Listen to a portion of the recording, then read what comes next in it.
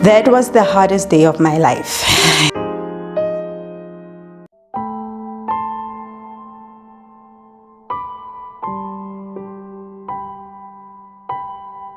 Hi everyone, my name is Portia. I'm a wife, I'm a mother of 3 boys, #boymom. So today I'm going to narrate a story about my second childbirth. This is how I found out that I was pregnant. The one thing that I noticed was that I missed my period, and from then I knew that I was pregnant. So I bought my pregnancy test and voila, my second born. So when I saw my pregnancy test, the first person that I told was my husband, of course, because my firstborn was 6 years old. So he was constantly asking, when are we going to have the second baby? So I told him that I was pregnant and he was happy, of course. I had a healthy pregnancy throughout my journey. I first started going to the gyna for the first 3 months, but I wasn't happy with his services because I felt like I didn't receive the thorough checkup that I needed. So I decided to go to the clinic instead, and I received the thorough checkup that a pregnant woman should get. The nurses were very friendly. They did everything they were supposed to do. They allowed me to ask questions, and yeah, I had a very nice pregnancy. So a week before I gave birth, my grandfather had fits. So my grandmother called me and told me that my grandfather was having fits, so we had to drive there. It's not far, it's 15 minutes drive. So we went there, and when I saw him, he was in a bad state. Talking about my grandmother because he's practically a man that raised me. So a week after, my mom calls me. It was after midnight, and she asked who I was with, and my husband had traveled at the time. So when she asked, I said, no, I'm alone. And she said, oh no, I was just checking up on you. And I said, okay. In the morning when I woke up, it was a beautiful day, I remember, and I got a WhatsApp message. When I opened the message, I saw my uncle's girlfriend's profile picture. It was my grandfather, and I checked the caption and it said, rest in peace. That was the hardest day of my life.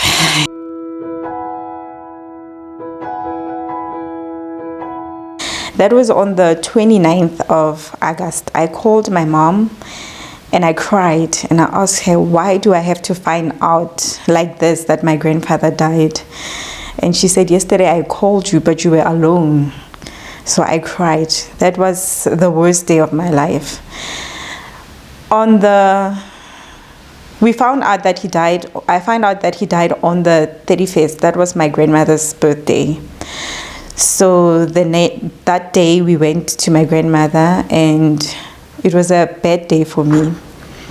During the course of the day, I could feel that there was something wrong with my pregnancy. And so, but I just left it. I was like, no, maybe it's because I cried too much. Then during the night, I felt strong contractions. You know how contractions start? They start like, it's your period pain and then it moves to something sharp, and then you go to the real pain. So the pain that I had was a medium pain. So we went to the hospital. I went to a government hospital in Pretoria West. When we got there, they checked how far I was, and I was only 2 centimeters dilated. But the pain was excruciating. So I got to the hospital and they admitted me, and I gave them my clinic card, and that's when I knew that it was about to go down. So my baby arrived 2 weeks early. His due date was on the 12th of September. I experienced the most painful, can I say painful again? The most painful contractions ever. And when they checked again how far I was only 3 centimeters dilated, and this is after 2 hours. So I went to the hospital around 2 a.m. in the morning, and I gave birth around 8 p.m. During my labor, the nurses, they couldn't feel the baby's head. So they were worried about what was going on. The hospital that I gave birth in didn't have a sonar, so they couldn't check how the baby was positioned. So while I was giving birth, that's when they saw that the baby's breached. So they asked me not to push, and they wanted to transfer me to another hospital. When you're going through labor, there's no such thing as stop pushing. Like, it automatically, your body just pushes the baby out. So I started praying and I asked God. I said, God, please help me push out this baby. I know I can do it because I know you are with me. So I started pushing, and they started panicking. They wanted to go and fetch some utensils to come and push the baby out, or take the baby out rather. So I pushed. I was with one nurse that was remaining. So I pushed and pushed, and the baby came out. He came legs first.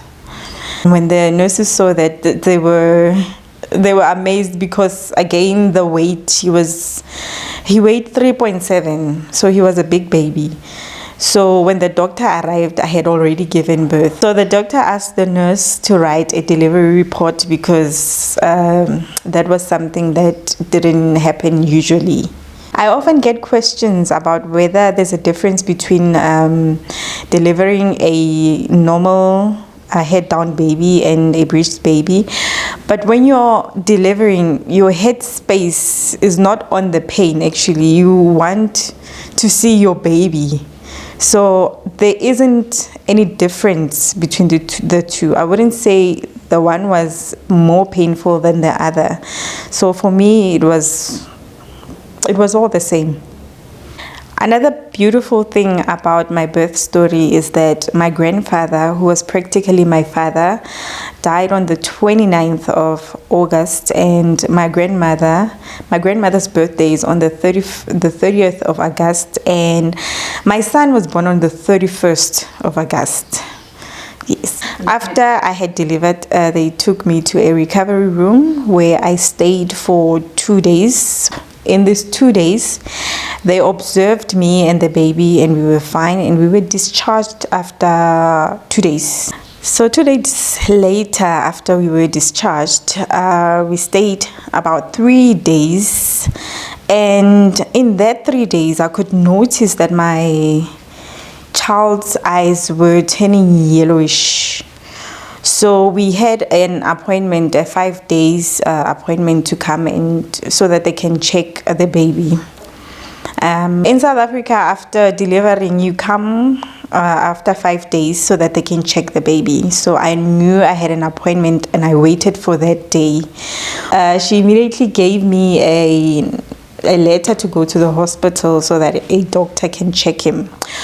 When we got to the hospital, the doctor immediately admitted us, and he was put under an incubator with a blue light so that they can monitor the jaundice. So we were supposed to stay there for about 3 days, and the doctor was off for the other 2 days. So we stayed there for 5 days, which was more. And immediately when she came back, the first thing that she did, she apologized. Another problem that I went through, or a challenge that I went through after I was discharged from the hospital, is that my baby didn't poop for at least 10 days. The first poop that he pooped was the black meconium that was in hospital, but after that he didn't poop. And I'm suspecting that he didn't get enough food for him to poop, and again the nurses denying me to bring formula, which caused him to lose more weight. I hope the system has changed though, where women who cannot breastfeed are offered formula milk, because I think it's not fair for women to be forced to breastfeed when they have low milk supply. Women should be given options on whether they want to formula feed or breastfeed their babies. And with me, I would have loved to breastfeed my baby, but because of the low supply, I couldn't. So that was my breech miracle birth story about my son, who is just recently turned 7 years and he's doing good. Yeah.